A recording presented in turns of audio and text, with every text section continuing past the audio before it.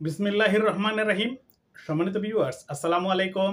আমি তুফাইল আহমেদ সৌদি আরব থেকে আবারও সৌদি আরবে বসবাসরত সৌদি প্রবাসীদের এবং বাংলাদেশ থেকে নতুন ভিসা প্রত্যাশী ভাইদের আকামা সংক্রান্ত একটি গুরুত্বপূর্ণ ভিডিওতে। সম্মানিত ভিউয়ার্স, আকামা, ইকামা, মুকিম অর্থাৎ রেসিডেন্ট পারমিট। আর এই আকামা সৌদি আরবে বৈধভাবে বসবাস করার জন্য একটি গুরুত্বপূর্ণ ডকুমেন্ট। তাই এই আকামার অনেকগুলো ধরন রয়েছে, যেমন ডোমেস্টিক ওয়ার্কার অর্থাৎ গৃহে যারা কাজ করে থাকেন সৌদিদের ব্যক্তিগত কাজে, তারপর ছোট মুআসাসা, বড় মুআসাসা এবং ইন্ডাস্ট্রিয়াল সেক্টর। এতগুলো, আরেকটা আছে প্রফেশনাল। এতগুলো বিষয় থাকলে তাই এই এতগুলো বিষয়ের আকামার নবায়ন ফি কি একরকম? না, অবশ্যই ভিন্নতা আছে, তাই তো এই ক্যাটাগরিতে ভাগ করা হয়েছে। তাই ডোমেস্টিক ওয়ার্কারদের আকামা খরচ একরকম, সেটি নিয়ে ইতিমধ্যে ভিডিও আছে।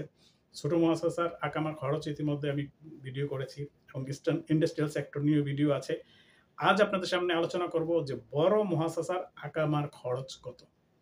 তার আগে আপনাদেরকে বলে রাখি, আকামার দায়িত্ব কিন্তু কফিলের, অর্থাৎ আপনার মালিকের, নিয়োগকর্তার। সে তার কাজের জন্যই আপনাকে হায়ার করে এনেছে আপনার দেশ থেকে। অর্থাৎ আমরা বাংলাদেশি, তাই আমি বাংলাদেশেরটাই বলি, যে বাংলাদেশ থেকে কিন্তু সে তার কাজের চাহিদাপত্র দেখিয়ে আমাদেরকে নিয়ে এসেছে। তাই অনেকেই এসে কথিত ফ্রি ভিসা, যেটা ফ্রি ভিসা নামক বিষয় তো নেই, সেটা অসংখ্য ভিডিও আছে, আপনি ইউটিউবে খুঁজলে পাবেন। তাই ফ্রি ভিসার কথাটাই বলি, যারা ফ্রি ভিসায় বসবাস করেন কিংবা ব্যবসা বাণিজ্য করেন, অথবা একটু ফ্রি থেকে বাইরে কাজ করেন, তাদের আকামার খরচ কিন্তু নিজেদেরই বহন করতে হয় এবং কফিলকে একটা ফায়দা দিতে হয়, কারণ সে বাইরে কাজ করছেন। কারণ কফিল তো আপনাকে তার জন্য এনেছে এবং তার লাইসেন্স খরচ আছে, তার অন্যান্য অনেক কিছু আছে। তাই কফিলকে ফায়দা দিয়ে অনেকে বাইরে কাজ করেন। তাই আজকে এই ভিডিওতে আমরা ফয়দার কথাটা বলবো না, ফয়দাটা অনেক রকম হয়ে থাকে। তাই আকামার সরকারি খরচটা কত হয় সেই বিষয়টা আপনাদের সামনে তুলে ধরছি। সম্মানিত ভিউয়ার্স, বড় মুআসাসার আকামার খরচ, সেটার অনেকগুলো ধাপ হয়। যেমন মনে করেন 2017 সালের আগে মাকতবুল আমেল ফিস ছিল 2500 টাকা।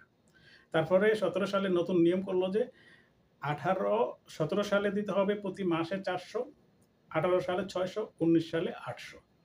তাই 19 সালের পর পর্যন্ত এখনো কিন্তু বাড়ানো হয়নি। অনেকে আমরা ধারণা করেছিলাম 2019 সালের পর হয়তো কমাবে, কিন্তু এখনো বাড়ানো হয়নি, কমানো হয়নি। অর্থাৎ প্রতি মাসে 800 টাকা আপনাকে মাকতবুল আমেল, অর্থাৎ যে সৌদি আরবের যে লেবার কোড, তাকে দিতে হবে।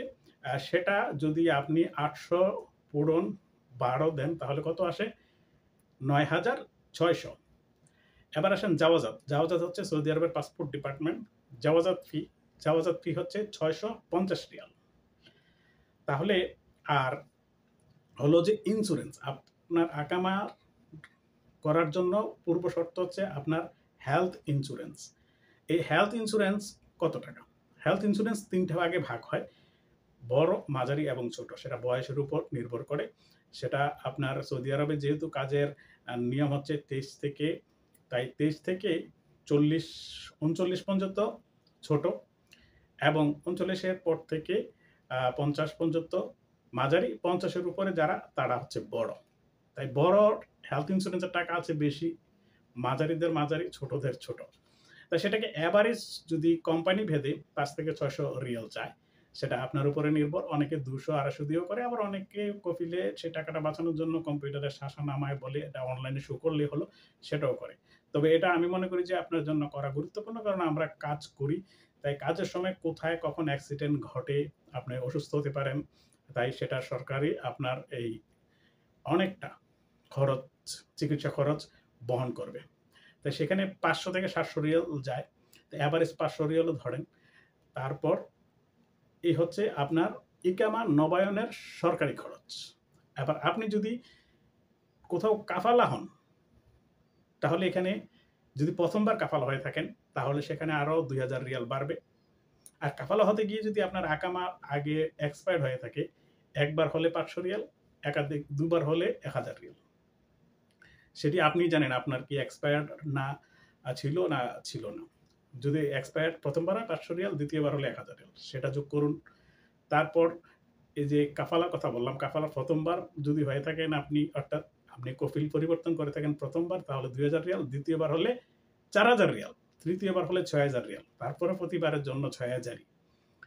তাই এই খরচগুলো মিলিয়ে দেখুন যে আপনার ইকামা খরচ কত এবং কাফালা সহ ইকামা খরচ কত আসে।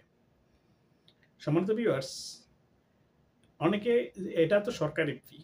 এখন আসুন যে ফয়দার বিষয়টা। ফয়দাটা নির্ভর করে আপনার এবং আপনার কফিলের সমঝোতার উপর। অনেক সময় কফিল ৩০০ নেয়, ৪০০ নেয়, ৫০০ নেয়, ৬০০ নেয়, আবার ব্যবসায়ীদের থেকে হাজারও নিয়ে থাকে। তো সেটা আপনার উপরে নির্ভর করে আপনি কত দেবেন কফিলকে প্রতি মাসে, এবং সেটা বছর হিসাবে যোগ করে আপনার খরচ কত গিয়ে দাঁড়ালো, ভিডিওটা দেখে ক্যালকুলেটর নিয়ে যদি আপনার প্রয়োজন পড়ে হিসাব করে নিতে পারেন।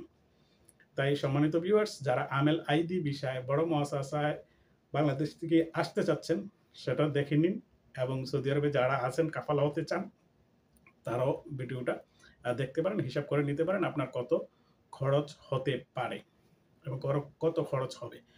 তবে এটা এখনো পর্যন্ত চলমান, তবে ভবিষ্যতে পরিবর্তন হলে অবশ্যই আপনাদের সামনে ভিডিও নিয়ে হাজির হব। ততক্ষণ পর্যন্ত ভালো থাকুন, সুস্থ থাকুন, নিরাপদে থাকুন। আল্লাহ হাফেজ। আসসালামু আলাইকুম ওয়া রাহমাতুল্লাহি ওয়া বারাকাতুহু।